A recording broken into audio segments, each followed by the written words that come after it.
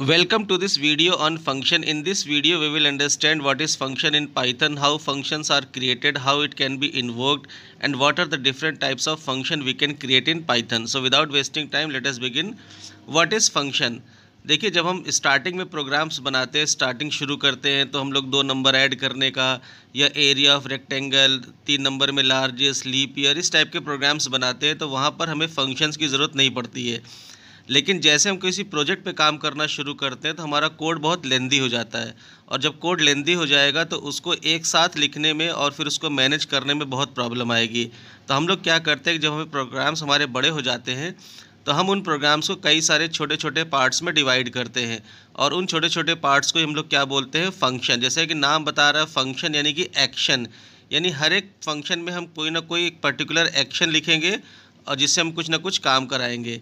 लेकिन कोई भी फंक्शन काम अपने आप नहीं करेगा, जब भी हम उस फंक्शन को ऑन करेंगे यानी कि इन्वोक करेंगे, कॉल करेंगे, तभी वो फंक्शन काम करेगा। जैसे कि यहाँ पे लिखा है large programs are often difficult to manage, thus large programs are divided into smaller unit, जैसा अभी मैंने आपको बताया। फंक्शंस में लिखते क्या है, इसमें ग्रुप ऑफ स्टेटमेंट हो सकता है, सिंगल स्टेटमेंट भी हो सकता है, मल्टीपल स्टेटमेंट भी हो सकता है, और कोई भी फंक्शन मैंने बना दिया तो हम उसको अपने प्रोग्राम के किसी भी पार्ट से कितनी बार भी कॉल करना चाहे कॉल करा सकते हैं, यानी कि एक बार लिखेंगे और कई बार उसको एग्जीक्यूट कराना चाहे तो करा सकते हैं। जैसा कि अगर हम देखें स्कूल मैनेजमेंट सॉफ्टवेयर, तो स्कूल में बहुत सारे काम होंगे, बच्चों को रजिस्टर करना, फ़ी कलेक्ट करना, लाइब्रेरी टीसी इशू करना, ऐसे बहुत सारे एक्शंस होंगे। तो अगर हम इन एक्शंस को बिना ग्रुपिंग किए हुए अलग अलग पार्ट्स में नहीं बनाएंगे तो इनको मैनेज करना बहुत डिफ़िकल्ट होगा। तो हम लोग क्या करेंगे, सबके लिए अलग अलग एक फंक्शंस क्रिएट करेंगे। अब इससे फ़ायदा क्या मिलेगा कि मान लीजिए कि कोई पर्टिकुलर एक्शन हमारा सही नहीं चल रहा, मान लीजिए कि टीसी इशू वाला काम सही नहीं हो रहा है, तो हमें पूरे प्रोग्राम को चेक नहीं करना, हमें केवल उसी टीसी इशू वाले पे जाना है और उस फंक्शन में देखना है कि हमने वहाँ पर क्या काम किया है। जैसे आप किसी बैंक में जाइए तो अगर सारे लोग एक साथ बैठे होंगे तो आपको एंड आइडेंटिफाई करने में प्रॉब्लम होगी कि किस काउंटर पे हमें क्या काम कराना है। तो आप देखते होंगे वहाँ पर अलग अलग केबिन्स बने हुए हैं, यानी सबका फंक्शन क्या है, डिवाइडेड है। हर एक केबिन का अलग अलग फंक्शन है कि कहीं पर पैसा जमा हो रहा है, कहीं पर डीडी बन रहा है। तो ऐसे ही जब प्रोग्राम्स हमारे बड़े हो जाएंगे तो इसको हम लोग क्या करेंगे, छोटे छोटे पार्ट्स में डिवाइड करेंगे। जैसे कि अंग्रेज़ों की पॉलिसी थी डिवाइड एंड रूल, तो वैसे ही जैसे अंग्रेज़ों को क्या करना था, जब पूरी इंडिया पे कैप्चर करना था तो पूरे इंडिया पे कैप्चर करने की जगह पर उन्होंने क्या किया, छोटे छोटे पार्ट्स को यानी कि अलग अलग स्टेट्स को या डिस्ट्रिक्ट को उन्होंने क्या किया, कैप्चर करना शुरू किया ताकि उसको आसानी से मैनेज कर सके वो लोग। तो वैसे ही कुछ हमें यहाँ पे करना है कि हमें अपने प्रोग्राम्स को कई सारे पार्ट्स में तोड़ना है, और हर एक पार्ट्स में हम लोग क्या करेंगे, अलग अलग एक्शंस लिखेंगे, और उन एक्शंस को फिर हम लोग क्या करेंगे, अपने प्रोग्राम में जहाँ भी ज़रूरत पड़ेगी उसको यूज़ करेंगे। जैसा कि अगर आप यहाँ पर एक डायग्राम को देखें तो यहाँ पर मैंने क्या किया कि जो मेरा मेन प्रोजेक्ट है उसका नाम है स्कूल मैनेजमेंट। अब स्कूल मैनेजमेंट जितने, मान लीजिए हमने 3 काम यहाँ पर लिए हुए हैं कि जिसमें रजिस्टरिंग स्टूडेंट है, फ़ी कलेक्शन है, या लाइब्रेरी मैनेजमेंट है। अब रजिस्टरिंग स्टूडेंट के अंदर भी बहुत सारे पार्ट्स हो सकते हैं कि फॉर्म फिल करना, फिर एडमिशन देना, फ़ी कलेक्शन में फ़ी जमा कराना, फिर इसकी रिपोर्टिंग देखना, लाइब्रेरी में इशू करना या रिटर्न करना। तो आप देख सकते हैं कि हमारा जो प्रोग्राम है वो कई सारे सब प्रोग्राम्स में क्या है, वो ब्रेक डाउन किया हुआ हमने, यानी कि सब प्रोग्राम्स, फंक्शंस को सब प्रोग्राम्स या प्रोसीजर भी कई जगह पर कहा जाता है। तो इसी तरीके से हम क्या करेंगे, जब प्रोग्राम्स लिखेंगे तब इसमें फंक्शंस बनाएंगे। तो पहले कुछ एडवांटेज देख लेते हैं कि फंक्शन बनाएंगे तो उनके एडवांटेज क्या होंगे। जैसा कि पहला पॉइंट ऑलरेडी डिस्कस किया जा चुका है, प्रोग्राम हैंडलिंग ईजियर, यानी instead of managing the whole program as a single bunch of code, हम लोग क्या करेंगे, उसको स्मॉल पार्ट्स में डिवाइड कर लेंगे ताकि उसको हैंडल करना आसान हो जाएगा। रिड्यूस्ड एलओसी यानी कि लाइन ऑफ कोड। अब सपोज़ कर लीजिए कि आप एक प्रोजेक्ट बना रहे हो जिसमें 10 लाइन का कोई कोड है जो कि आपको पूरे प्रोग्राम में कई जगह पे ज़रूरत है, तो कोई कैलकुलेशन है। तो अब अगर आप जो है फंक्शन नहीं बनाएंगे तो आपको क्या करना पड़ेगा, वो सेम सेट ऑफ कोड जो 10 लाइन का कोड है वो बार बार आपको रिपीट करना पड़ेगा। तो जितनी बार रिपीट करेंगे, मान लीजिए 10 लाइन का कोड है और आपको अपने प्रोग्राम में 12 टाइम्स उसकी रिक्वायरमेंट है, तो आपकी कोड 120 लाइन्स का बन जाएगा एक्स्ट्रा, जबकि आपको ज़रूरत कितनी थी, केवल 10 लाइन्स की। तो हम क्या करेंगे, वो 10 लाइन का कोड क्या करेंगे, फंक्शंस में डाल देंगे। जब उसको फंक्शन में डाल देंगे तो वो एक बार लिख गया और जहाँ ज़रूरत पड़ेगी वहाँ से उस फंक्शन को इन्वोक कर लेंगे। ईजी अपडेटिंग, जैसा कि अभी मैंने बताया कि अगर आप कोड को रिपीट करोगे बार बार, मान लीजिए कि आपने कोई कैलकुलेशन कर रखी जहाँ पर 6% का फॉर्मूला लगा रखा है, कल को कोई पॉलिसी बदलती है और आपको 6% की जगह पर 7% करना है, तब आप क्या करोगे, आपने जहाँ जहाँ कोड रिपीट किया वहाँ 6 को 7% करना पड़ेगा। अगर एक जगह भी आपने छोड़ दिया तो आपका जो आउटपुट होगा वो सही नहीं आएगा। लेकिन फंक्शन में क्या होगा कि वो कोड रिपीटेड तो होगा नहीं, एक ही बार लिखा होगा, तो आप जो भी चेंज करेंगे वो एक बार करेंगे, और एक बार चेंज करने से जहाँ जहाँ उसको रेफ़र किया गया है उस फंक्शन को, वहाँ वहाँ वो चेंज आपको क्या करेगा, रिफ्लेक्ट करना दिखाई दे जाएगा। यानी कि आपको अपडेट करना बहुत आसान है कि एक ही बार आपको अपडेट करना पड़ेगा। इसके अलावा रीयूजेबिलिटी, जैसा कि अभी ऑलरेडी डिस्कस किया जा चुका है कि एक बार फंक्शन बना दिया तो कई बार यूज़ कर सकते हैं। तो फंक्शन का एक और मेजर एडवांटेज क्या है, रीयूजेबिलिटी, यानी एक कोड लिख लिया और उसको जहाँ जहाँ ज़रूरत पड़ेगी हम उसको यूज़ कर सकते हैं। आइए अब देखते हैं टाइप्स ऑफ फंक्शंस। तो फंक्शंस पाइथन में दो तरह के होंगे, एक होंगे बिल्ट इन फंक्शंस, यानी कि जो रेडीमेड फंक्शंस पाइथन में पहले से अवेलेबल है। ये अलग अलग मॉड्यूल्स में आपको मिलेंगे, कुछ मैथ मॉड्यूल में मिलेगा, जैसे मैथ मॉड्यूल में आपको स्क्वायर रूट मिलेगा, आपको जो है फैब्स मिलेगा फंक्शन। इसी तरीके से रैंडम मॉड्यूल के अंदर आपको randint randrange functions मिलेंगे, पिकल के अंदर आपको डंप और लोड मिलेगा, और कुछ होंगे यूज़र डिफाइंड फंक्शन, यानी कि सारे बिल्ट इन फंक्शन हमारी रिक्वायरमेंट को फुलफ़िल तो नहीं करेंगे, तो हम अपनी रिक्वायरमेंट के अकॉर्डिंग क्या करता है, प्रोग्रामर अपने खुद के फंक्शंस क्रिएट करेगा। तो यूज़र या प्रोग्रामर जब अपने खुद के लिए खुद की रिक्वायरमेंट के हिसाब से कोई फंक्शन बनाएगा तो उसे हम बोलेंगे यूज़र डिफाइंड फंक्शंस। इस वीडियो में हम लोग यूज़र डिफाइंड फंक्शंस के बारे में ही देखेंगे कि यूज़र डिफाइंड फंक्शंस कैसे बनाए जाते हैं। देखिए, यूज़र डिफाइंड फंक्शन बनाने के लिए बहुत सिंपल है, आपको एक कीवर्ड यूज़ करना है, डेफ कीवर्ड, यानी कि डिफाइन, यानी कि you are going to define a function. Def के बाद आपको लिखना है फंक्शन का नाम, और फंक्शन का नाम याद रखना है कि फंक्शन का नाम वही होगा जो आप जो है जैसे आपकी रिक्वायरमेंट है उसी हिसाब से फंक्शन का नाम देंगे। प्लस ये सारे आइडेंटिफायर वाला जो रूल होगा उसको फॉलो करेगा कि अल्फ़ाबेट से शुरू होगा, सिंबल्स नहीं आएंगे, स्पेसेस नहीं होगा। और फंक्शन के बाद आपको पैरेंथेसिस लगाना है। ये पैरेंथेसिस ही पहचान होती है कि ये एक फंक्शन है। किसी भी नाम के आगे पेयर ऑफ पैरेंथेसिस लग जाता है तो वो फंक्शन बन जाता है। अब फंक्शन के अंदर हमने लिखा हुआ comma separated list of parameters, यानी फंक्शन जो होगा कुछ काम तो करेगा, लेकिन फंक्शन कुछ वैल्यूज़ क्या हमसे लेगा काम करने के लिए। अगर कुछ लेगा तो वो हम इस पैरेंथेसिस में हम लोग मेंशन करेंगे कि हम इस फंक्शन को कितनी वैल्यूज़ पास करेंगे। और लास्ट में लगाएंगे कोलन। कोलन का मतलब ये हो गया एक हेडर हो गया। अब इसके अंदर इसके सब स्टेटमेंट्स आएंगे। अब जितने भी स्टेटमेंट्स आपको लिखने वो सारे स्टेटमेंट्स आप इसके अंदर लिख सकते हैं। ठीक है, देखिए सिंटेक्स में जहाँ भी हमने स्क्वायर ब्रैकेट में कोई भी चीज़ लिखी होगी तो स्क्वायर ब्रैकेट में जो कुछ भी लिखा होता है उसका मतलब है कि वो पार्ट ऑप्शनल है, यानी कि अगर फंक्शन को पैरामीटर देना है तो देंगे और नहीं देना है तो उसको ब्लैंक छोड़ देंगे। ये मैंडेटरी नहीं कि आपको पैरामीटर फंक्शन के अंदर आपको हमेशा देना ही, इसीलिए वो ऑप्शनल पैरामीटर कहलाता है। ठीक है, तो ध्यान रखना है कि डेफ से शुरू करेंगे, फिर फंक्शन का नाम देंगे, फिर पैरेंथेसिस में पैरामीटर्स देंगे। अब कुछ पॉइंट्स याद रख लीजिए इसमें। फंक्शन डिफाइन करेंगे तो कीवर्ड डेफ से करेंगे। Function name must be unique and it must follow the rule of identifier. Function can take arguments, यानी आपसे आर्ग्यूमेंट ले सकता है बट ये ऑप्शनल है। सबसे लास्ट में कोलन लगाएंगे जो कि फंक्शन हेडर को डिफाइन करेगा। फंक्शन कैन कंटेन वन और more statement to perform specific task. तो फंक्शन के अंदर हम एक या एक से ज़्यादा स्टेटमेंट्स को हम लोग लिख सकते हैं। फंक्शन काम करने के बाद आपको वैल्यू रिटर्न भी कर सकता है। तो जब रिटर्न कराना होगा, यानी कि फंक्शन ने जो एक्शन किया, क्या वो एक्शन कॉलिंग लोकेशन तक जाएगी, यानी कि उसका जो वैल्यू आया है वो कॉलिंग लोकेशन तक जाएगी, तो उसके लिए हम लोग रिटर्न कीवर्ड का यूज़ करेंगे। And function must be called और invoke to execute its code, यानी केवल फंक्शन बना देने से ही फंक्शन का काम नहीं होगा। फंक्शन को जब तक कॉल नहीं करेंगे तब तक वो एग्जीक्यूट नहीं करेगा। जैसे आपके घर के अंदर अगर स्विच बोर्ड है तो स्विच बोर्ड को देखने से फ़ैन आपको ऑन नहीं होगा, आपको स्विच को ऑन करना पड़ेगा, यानी इन्वोक करना पड़ेगा, तभी वो करंट वहाँ पास होगा और फ़ैन आपका चलना शुरू होगा। वैसे ही फंक्शन बनाने के बाद फंक्शन आइडल पड़ा रहता है। जब तक आप फंक्शन को इन्वोक नहीं करेंगे, कॉल नहीं करेंगे, तब तक फंक्शन कोई भी एक्शन को परफॉर्म नहीं करता। ठीक है, अब types of user defined function, यानी जो हम यूज़र डिफाइंड फंक्शन बनाएंगे, देखिए उसके कई वैरायटी हो सकती है। पहला हो सकता है कि function with no argument and no return, मतलब ऐसा फंक्शन जो कोई आर्ग्यूमेंट नहीं लेगा और कोई रिटर्न नहीं करेगा। Function with arguments but no return, यानी कि फंक्शन आपसे आर्ग्यूमेंट तो लेगा लेकिन रिटर्न नहीं करेगा। Function with argument and return value, यानी फंक्शन को आप वैल्यू देंगे भी और आपको वैल्यू वापस भी करेगा। Function with no argument but return value, मतलब फंक्शन आपसे कुछ ले नहीं रहा है लेकिन आपको रिटर्न वहाँ से कर रहा है। ठीक है, तो इस तरीके से चार वैरायटी, अभी एक एक करके हम लोग सारी वैरायटीज़ को हम लोग चेक करेंगे कि कैसे हम लोग जो है इन चारों टाइप के फंक्शंस को क्रिएट करेंगे। तो आइए एग्जांपल के साथ हम लोग इन सारे फंक्शंस को बनाते हैं और बना करके उसको एग्जीक्यूट करके देखते हैं कि कैसे हम इन चारों टाइप के फंक्शंस को बनाएंगे और कैसे इनको एग्जीक्यूट हम लोग करेंगे। तो हमारा पहला एग्जाम्पल है function with no return and no argument, यानी हम एक ऐसा फंक्शन लिखेंगे जो कुछ रिटर्न नहीं करेगा ना ही हमसे कुछ लेगा। तो चलिए बनाते हैं फंक्शन। तो सबसे पहले फंक्शन बनाने के लिए हमें क्या लिखना है, डेफ। डेफ यानी कि we are going to define a function. इसके बाद हमने लिखा वेलकम। वेलकम क्या हो गया, फंक्शन का नाम।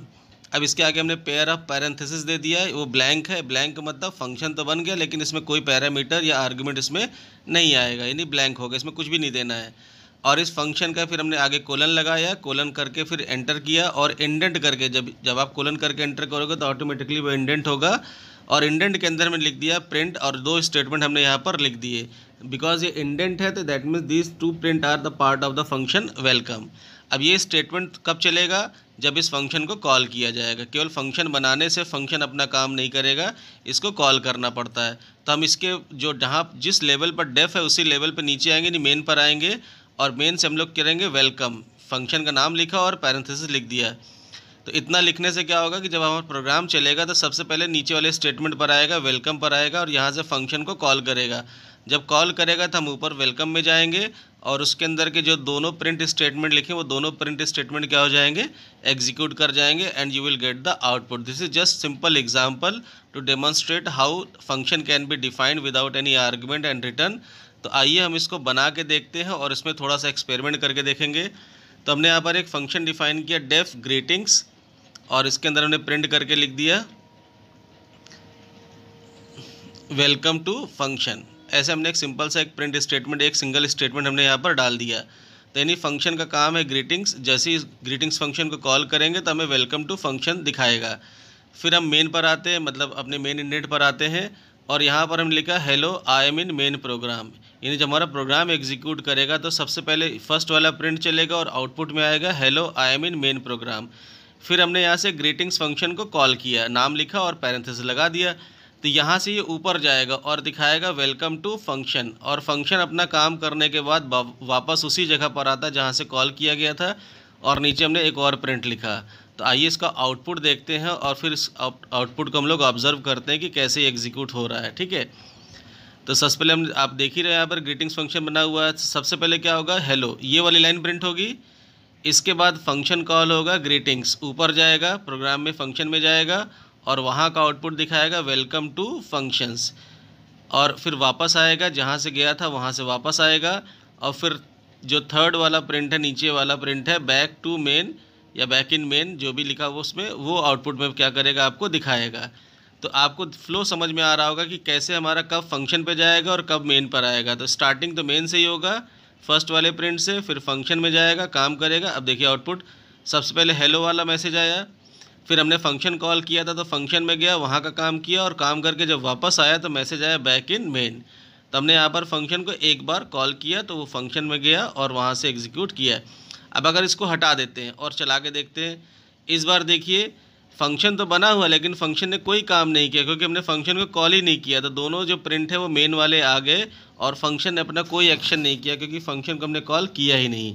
और फंक्शन अब हम इसके बाद इसमें फंक्शन को कई बार कॉल कर लेते हैं, मान लीजिए नीचे ग्रीटिंग्स को 4 बार और कॉल कर लिया। और अब आउटपुट देखते हैं, देखिए जितनी बार हमने फंक्शन को कॉल किया उतनी बार फंक्शन ने अपने एक्शन को परफॉर्म किया। तो यानी वहाँ पर जो हमने स्टार्टिंग में फंडामेंटल सीखा था फंक्शन का, कि एक बार फंक्शन लिख दीजिए और जितनी बार भी चाहे उस फंक्शन से अपना काम आप ले सकते हो। तो हमने जितनी बार फंक्शन को कॉल किया उतनी बार फंक्शन ने अपने एक्शन को परफॉर्म किया। अब आइए दूसरी कैटेगरी का फंक्शन देखते हैं, function with parameters but no return value. यानी फंक्शन काम करने के लिए हमसे कुछ वैल्यूज़ तो लेगा लेकिन हमें कुछ रिटर्न नहीं करेगा। जैसे आप एटीएम मशीन में जाते हो और वहाँ पर जाकर के आप अपना बैलेंस चेक करते हो, तो जब आप बैलेंस चेक करते हो तो क्या होता है कि आप अपने कुछ इनपुट्स वहाँ पर देते हो। ठीक है, जैसे आपने अपना पिन नंबर डाल दिया, सब कुछ डिटेल आपने डाल दिया और आउटपुट आपको स्क्रीन पर आया, लेकिन आपके हाथ में कुछ भी रिटर्न होकर के नहीं आया, दिख गया और आप वापस चले। यानी आपने पैरामीटर तो दिया लेकिन आपको रिटर्न के रूप में कोई भी वैल्यू आपको हाथ में, कोई हार्ड कॉपी के फॉर्म में कोई चीज़ आपको नहीं मिली, जो भी दिखा स्क्रीन के ऊपर आउटपुट आपको दिख गया। तो वैसे ही हम यहाँ पर फंक्शन बना रहे हैं। ठीक है, यानी फंक्शन अपना काम करेगा और आउटपुट दिखा देगा, लेकिन जहाँ से हमने भेजा था वहाँ तक कोई वैल्यू रिटर्न होकर के नहीं आएगी। तो हमने एक टेबल फंक्शन बनाया नम, यानी हम इस फंक्शन को एक नम यानी एक नंबर देंगे। अब ये नम का डेटा टाइप वही होगा जो आप कॉलिंग के समय दोगे। जब आप कॉल करते समय अगर आप इंटीजर दोगे तो नम इंटीजर होगा, स्ट्रिंग देंगे तो स्ट्रिंग हो जाएगा। और इस फंक्शन में हमने सिंपली क्या कि एक लूप चला दिया जो 1 से लेकर 10 तक चलेगा और उस नंबर का वो टेबल को प्रिंट कर देगा। ठीक, तो अब फंक्शन बना दिया लेकिन फंक्शन काम तो नहीं करेगा। तो सबसे पहले नीचे आते हैं अब हम लोग। हमने एक नंबर एंटर करा लिया और फिर टेबल फंक्शन को कॉल किया और यहाँ से n भेजा। n किस टाइप का, इंटीजर, तो यानी n की वैल्यू जब नम में गई तो नम भी इंटीजर हो गया। और लूप आपका यहाँ पर क्या होगा, 10 टाइम्स चलेगा, 1 से 10, और जो भी नंबर हम भेजेंगे ये उसका टेबल प्रिंट करके दिखा देगा, यानी स्क्रीन के ऊपर आउटपुट आ जाएगा। लेकिन हाँ, जहाँ से हमने फंक्शन को कॉल किया था वहाँ पर कुछ रिटर्न नहीं आया। तो आइए बना के देखते हैं इसको हम लोग। सेम हमने यहाँ पर टेबल फंक्शन बनाया, नम ले लिया और एक लूप चला दिया 1 से 11 यानी कि 10 तक चलेगा 1 से, और प्रिंट करा दिया जो भी नंबर आएगा उसमें i को मल्टीप्लाई करा देंगे। सिंपल, इसमें फॉर्मेटिंग नहीं करेंगे, आपको केवल आउटपुट देखना है। तो जो भी नंबर आएगा उसके 10 टाइम्स लूप चला करके 1 से 10 उस नंबर में मल्टीप्लाई कर देगा। 7 भेजेंगे तो 7 × 1, 7 × 2, इस तरीके से पूरा टेबल 7 × 10 तक पूरा टेबल प्रिंट कर देगा। अब चूँकि फंक्शन से काम लेना है तो हमें फंक्शन को कुछ देना भी पड़ेगा। तो हम यहाँ पर मेन में क्या करेंगे, उस नंबर को एंटर करा लेंगे जो हमें पास करना है, और फिर हमने फंक्शन को कॉल किया और यहाँ से n पास कर दिया है। n में जो भी नंबर होगा वो नम में जाएगा। ठीक है, अब इसको रन करके देखते हैं हम लोग।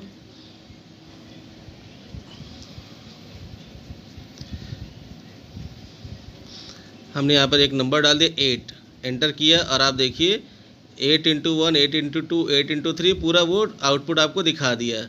यानी फंक्शन अपना काम किया और आउटपुट दिखा दिया, लेकिन जहाँ से हमने टेबल फंक्शन को कॉल किया था वहाँ तक कुछ भी रिटर्न होकर के वहाँ पर नहीं आया। ठीक है, तो एग्जांपल के लिए जैसे हमने यहाँ पर 8 भेजा तो नम की वैल्यू ऊपर क्या जाएगी 8, और यहाँ टेबल में भी जो n की वैल्यू जाएगी वो 8, और यहाँ पर नम की वैल्यू क्या हो जाएगी 8, और लूप आपका 1 से 10 चलेगा और उस 8 में 8 × 1, 8 × 2 इस तरीके से वो 10 तक मल्टीप्लाई करके आपको दिखा देगा।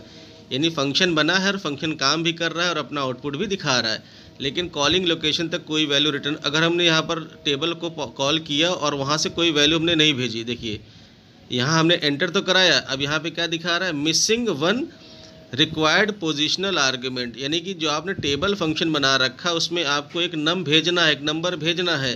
तो इस फंक्शन को आप जब कॉल करेंगे तो आपको यहाँ पर वैल्यू पास करनी ही करनी है। आपको बिना वैल्यू पास किए आप यहाँ से कॉल नहीं कर सकते। आप यहाँ से डायरेक्टली 9 पास कर दीजिए, n को मत पास करिए तो 9 चला जाएगा।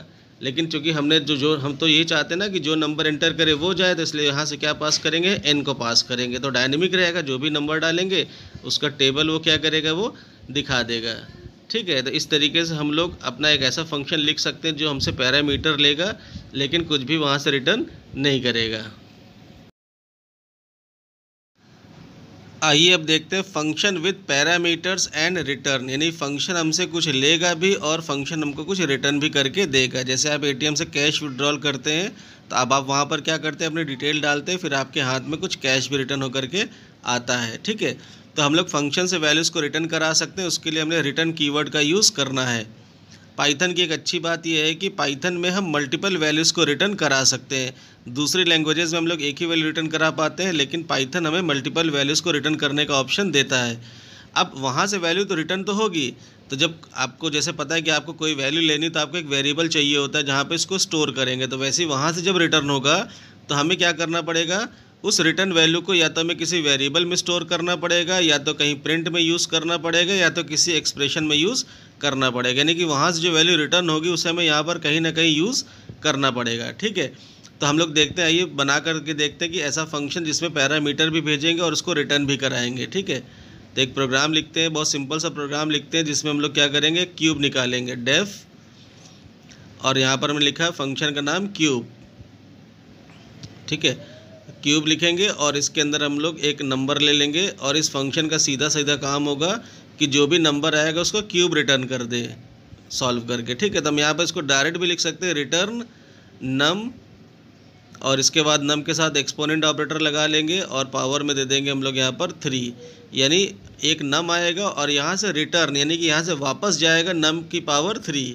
हम इसको ऐसे भी लिख सकते हैं या हम इसको और सिंपल कर सकते हैं कि हम क्यूब को एक वेरिएबल में ले लें, जैसे r equals to num exponent 3 और रिटर्न r। तो दोनों ऑप्शन है, चाहे अगर बहुत छोटा सा एक्सप्रेशन है तो सीधे रिटर्न में लिख सकते हो या तो एक वेरिएबल में सेव कर लो। अब आप देख सकते हो कि फंक्शन कुछ रिटर्न कर रहा है, वहाँ कुछ प्रिंट नहीं कर रहा है, रिटर्न कर रहा है। तो हमें क्यूब फंक्शन कॉल करना तो एक नंबर चाहिए होगा, तो हमने यूज़र से एक नंबर पूछ लिया। अब तीनों मेथड हम लोग देखेंगे, ठीक है। तो सबसे पहले हमने यहाँ लिखा क्यूब और क्यूब ऑफ n। तो हमें पता है कि फंक्शन जब हम क्यूब कॉल करेंगे तो वहाँ से एक वैल्यू वापस आएगी, तो वापस तो इसी जगह पर आएगी। तो आएगी तो कहाँ जाएगी वो वैल्यू, तो हमें क्या करना पड़ेगा, जो फंक्शन हमने कॉल किया है इसको हमें उसकी वैल्यू जो वहाँ से आएगी उसको कहीं स्टोर करना पड़ेगा। तो हम कैसे स्टोर करेंगे, हम यहाँ पर लिखेंगे जैसे c equals two cube of n। तो अब इससे क्लियर होगा कि क्यूब फंक्शन से जो भी रिटर्न होकर के आएगा, यानी r की वैल्यू जो वापस आएगी वो किस में जाएगी, c में जाएगी। यानी रिटर्न जो आउटपुट आ रहा है वो c में जाएगा, और अब हम इस c को यहाँ पर प्रिंट करा सकते हैं। इस वाले मेथड का फ़ायदा ये है कि फंक्शन से जो कुछ भी रिटर्न आएगा आपके एक वेरिएबल में आ जाएगा, और अपने इस जगह पर जब भी हमें ज़रूरत पड़ेगी हम उस वैल्यू को यूज़ कर सकते हैं। यानी आपके पास वैल्यू प्रिजर्व हो गई है और आप उसको जब चाहे यूज़ कर सकते हैं। जैसे हम इसको चलाया और हमसे इसने पूछा एंटर एनी नंबर, तो हमने यहाँ पर एक नंबर डाल दिया। एक मिनट, कुछ प्रॉब्लम है, इसको बंद करके दोबारा से चलाते हैं, इसको क्लोज़ कर देते हैं और दोबारा से रन करते हैं। अभी हमसे पूछ रहा है एंटर एनी नंबर, तो हमने यहाँ पर नंबर डाल दिया कुछ भी 5 और एंटर किया, तो आप देख सकते हो कि आउटपुट आ रहा है 125। यानी फंक्शन से जो सॉल्यूशन निकला वो वापस आया कहाँ पर, सी में, और फिर हमने सी को प्रिंट कराया। ये फर्स्ट मेथड है कि हमें वैल्यू की ज़रूरत है तो हम उस वैल्यू को यहाँ पर क्या कर सकते हैं, यूज़ कर सकते हैं। इसको हम लोग मेथड 1 मान लेते हैं। तीनों मेथड करके देखेंगे। अब दूसरे मेथड में हम क्या करेंगे, हम सीधे जो आंसर है उसको सीधे प्रिंट करा लेंगे। तो इस तरीके से क्या होगा कि आपका आंसर तो आपको यहाँ पर आ जाएगा और प्रिंट भी हो जाएगा, लेकिन आप उसको रीयूज़ नहीं कर पाओगे, ठीक है। जैसे हमने यहाँ पे लिखा print cube equals two cube of n। Print भी एक फंक्शन है और उसके अंदर हमने क्यूब फंक्शन को कॉल किया, तो सबसे पहले क्यूब फंक्शन कॉल होगा और वहाँ से रिटर्न करके r आएगा। तो जो भी r आएगा वो इस प्रिंट को मिलेगा, यानी इस क्यूब ऑफ n की जगह पर r की वैल्यू रिप्लेस हो जाएगी और आपका आंसर आ जाएगा क्यूब इक्वल्स टू जो भी r की वैल्यू वहाँ से रिटर्न होकर के आएगी वो यहाँ पर आकर क्या हो जाएगी, प्रिंट हो जाएगी, ठीक है। रन करते हैं इसको और देखते हैं कि इसका रिजल्ट क्या आता है। उससे पहले हम एक बार फिर से देख लेते हैं कि जो हमारा फर्स्ट मेथड था, फर्स्ट मेथड कैसे था, c equals two cube of n। तो इस तरीके से कॉल करने में क्या था कि जो क्यूब आया था वो c में स्टोर हो गया था, यानी कि उस c को हम दोबारा भी कई बार यूज़ करना चाहते हैं यूज़ कर सकते हैं। लेकिन इस मेथड से क्या होगा, क्यूब आएगा और सीधे प्रिंट हो जाएगा, बट हम उसको यूज़ नहीं कर पाएंगे। आप देखिए इसको चलाते हैं, यहाँ पे नंबर देते हैं हम लोग, आंसर आ गया 64। यानी आंसर तो आपका आ गया और उसको हमने प्रिंट भी करा लिया, बट वो उस दोबारा से हमें क्यूब चाहिए तो हमें दोबारा से फंक्शन को कॉल करना पड़ेगा। जबकि प्रीवियस मेथड में क्या था कि हमें बार बार क्यूब नहीं कॉल करना, एक बार कॉल करके अगर उस नंबर को स्टोर कर लिया तो हम उसको रीयूज़ कर सकते हैं। तीसरा मेथड है कि हम उसको किसी एक्सप्रेशन में यूज़ कर लें। मान लीजिए कि हम ये चाहते हैं कि जो भी नंबर वहाँ से मिले वो नंबर क्या हो जाए, उस नंबर में उसका क्यूब ऐड हो जाए, ठीक है। तो हमने लिखा n equals to n plus cube of n, ठीक है। तो इसमें क्या होगा कि जो भी नंबर हम यहाँ से भेज रहे हैं उस नंबर में उस नंबर का क्यूब क्या हो जाएगा, ऐड हो जाएगा। तो आप देख सकते हो कि हमने इस फंक्शन को क्या किया, ना तो हमने कहीं प्रिंट किया, ना ही हमने किसी वेरिएबल में स्टोर किया, उसको हमने एक एक्सप्रेशन में यूज़ किया। और ये कई बार यूज़ का बहुत ज़्यादा पड़ जाता है, जब हमें किसी मैथमेटिकल एक्सप्रेशन को सॉल्व करना हो, सीरीज़ का सम निकालना हो, तो वहाँ पर इसकी ज़रूरत पड़ती है। तो हमने यहाँ पे नंबर डाला, अब आप देखिए आंसर क्या आ रहा है, 68 आ रहा है, यानी कि 4 प्लस क्यूब ऑफ 4। तो 4 प्लस 64 कितना हो गया, 68। तो तीनों मेथड हमने देख लिए हैं, वेरिएबल में स्टोर करना, प्रिंट में यूज़ करना और एक्सप्रेशन में यूज़ करना। आइए एक और फंक्शन बनाते हैं जिसमें हम लोग फंक्शन कॉल करेंगे और वहाँ से जो रिटर्न आएगा उसको हम लोग किसी एक्सप्रेशन में यूज़ करेंगे या हम उसको एक इफ़ के साथ यूज़ करेंगे, ठीक है। तो हम यहाँ पर एक फ़ंक्शन बना रहे हैं जिससे हम लोग प्राइम नंबर को चेक करेंगे। तो हमने फंक्शन को डिफ़ाइन किया डेफ इज़ प्राइम नम, यानी हम इस प्राइम नाम का हमने एक फ़ंक्शन बनाया जिसमें एक नंबर आएगा जिसको हम नम में स्टोर करेंगे और हम यहाँ पर एक लूप चला देंगे। हमें पता है कि प्राइम नंबर को अगर हमें चेक करना है तो हम उसको 2 से लेके उसके हाफ ऑफ द नंबर तक हम उसको लूप चलाएंगे और उसमें ये चेक कर लेंगे कि अगर हमारा नंबर इस रेंज के किसी भी नंबर से डिवाइड हो जाता है, यानी कि उसका मॉडुलस जो है वो i से अगर 0 हो जाता है, दैट मीन्स वो नंबर प्राइम नहीं है। तो हम यहाँ से रिटर्न करा देंगे फॉल्स, ठीक। अब अगर लूप चलेगा और कहीं भी डिवाइड हो जाएगा तो रिटर्न होगा फॉल्स, और पूरा लूप चलने के बाद भी अगर वो रिटर्न फॉल्स नहीं करता तो लूप से बाहर आएगा, और बाहर आने के बाद रिटर्न क्या करेगा, वो ट्रू। यानी जब डिवाइड होगा तो रिज़ल्ट करेगा फॉल्स, और जब डिवाइड नहीं हो पाएगा तो रिटर्न आएगा ट्रू। और हम मेन में आते हैं, और मेन में आकर के हमने क्या किया, एक नंबर यूज़र से पूछा। ठीक, इस नंबर को पूछने के बाद अब हमें इसको चेक करना है कि ये नंबर प्राइम है कि नहीं, तो हमने सीधे इफ़ में कॉल कर लिया, इफ़ इज़ प्राइम, और हमने नंबर को पास कर दिया। अब देखिए यहाँ कॉलिंग का तरीका क्या है कि फ़ंक्शन को हमने इफ़ के साथ कॉल किया, तो यानी कि पहले फंक्शन कॉल होगा, ऊपर जाएगा इस प्राइम में, जो भी नंबर डालेंगे उसका रिटर्न ट्रू या फॉल्स लेकर के वापस आएगा। तो जो भी अगर ट्रू आएगा तो इफ़ की कंडीशन ट्रू हो जाएगी, और अगर ऊपर से फॉल्स आएगा तो इफ़ स्टेटमेंट फॉल्स को एग्जीक्यूट करेगी, नहीं एल्स में वो जाएगा। ठीक है, तो हम इसको एक बार रन करेंगे। रन करने के बाद इसका रिज़ल्ट देखते। देखिए यहाँ पर जो भी नंबर देंगे वहाँ जाएगा, चेक करेगा, डिवाइड हो जाएगा तो फॉल्स करेगा। जैसे हमने यहाँ पर एक नंबर ले रखा है 16, तो अगर 16 डालेंगे तो 2 से लूप चलेगा, तो फर्स्ट टाइम में ही क्या हो जाएगा, फॉल्स। फॉल्स आएगा तो वो एल्स में आ जाएगा, क्योंकि वहाँ से फॉल्स आएगा तो इफ़ फॉल्स, फॉल्स का मतलब कहाँ जाना है, एल्स में। अब हमने दूसरा नंबर ले लिया 19, तो लूप पूरा 2 से लेके चलेगा, वो 9 तक लूप चलेगा और कहीं पर भी डिवाइड नहीं होगा, तो वापस आएगा ट्रू लेकर के, और इफ़ के आगे क्या हो जाएगा, ट्रू। तो ट्रू का मतलब नंबर इस प्राइम वो शो करेगा। तो यहाँ पर हम कोई भी नंबर डाल लेते हैं। ठीक है, जैसे हमने डाला 21, तो 21 इज़ नॉट प्राइम, क्योंकि वो 3 से डिवाइड हो जाएगा। और हमने एक और नंबर हम डालते हैं, यहाँ पर हमने यहाँ पर नंबर डाल दिया 23, तो नंबर इज़ प्राइम बिकॉज 23 जो है वो किसी भी नंबर से डिवाइड नहीं होगा। तो यानी देखिए फंक्शन को हम इफ़ के साथ भी कॉल कर सकते हैं, अगर हमारा फंक्शन ट्रू या फॉल्स को रिटर्न कर रहा है तो। अगर वो किसी और टाइप की वैल्यू को रिटर्न कर रहा होता अदर देन नंबर, क्योंकि अगर वहाँ से इंटीजर में भी आएगा तो हमें पता है कि इंटीजर वैल्यूज़ भी ट्रू फॉल्स में वो रिप्रेजेंट की जा सकती हैं। जैसे 1 आएगा या कोई भी नॉन ज़ीरो नंबर आएगा तो वो ट्रू मान लिया जाएगा, but basically true false return कर रहा है तो हम उसको इफ़ के साथ यूज़ कर सकते हैं। तो ये भी एक तरीका है फंक्शन। और ऐसे फंक्शन जहाँ पर हमें चेकिंग करनी होती है कोई चीज़, तो हम कुछ इसी तरीके से लिखते हैं कि फ़ंक्शन में चेक कराया और उसके बाद वहाँ से हमने ट्रू या फॉल्स को रिटर्न कराया, उसको डायरेक्टली हमने इफ़ में यूज़ कर लिया। अब हम देखते हैं रिटर्निंग मल्टीपल वैल्यूज़ इन फंक्शन। पाइथन में आप फंक्शन से मल्टीपल वैल्यूज़ को रिटर्न कीवर्ड के थ्रू रिटर्न करा सकते हो, और जो मल्टीपल वैल्यूज़ रिटर्न होंगी वो या तो टपल में स्टोर होगी या उसे हम अनपैकिंग के थ्रू यानी कि मल्टीपल वेरिएबल्स में, यानी जितने वहाँ से रिटर्न हो रहा है उतने वेरिएबल यहाँ पर लेफ्ट हैंड साइड में डाल करके हम उसको स्टोर करा सकते हैं। अगर हम एक वेरिएबल डालेंगे तो वो टपल के फॉर्म में स्टोर होगा। जैसे यहाँ पर हमने एक फंक्शन लिखा ऐड 10, 3 वेरिएबल लिया और तीनों में 10 प्लस करके हमने वापस रिटर्न करा दिया। 3 वेरिएबल वहाँ से क्या हो रही है, रिटर्न हो, 3 वैल्यूज़ वहाँ से रिटर्न हो रही है। अब यहाँ पर हमने 3 नंबर लिया n1, n2, n3 और उसको स्टोर किया एक सिंगल वेरिएबल में, तो वहाँ से जो तीनों वैल्यू रिटर्न होगी वो एक वेरिएबल न्यू नम में जाएगी और उसको हम लोग प्रिंट करा के देखेंगे।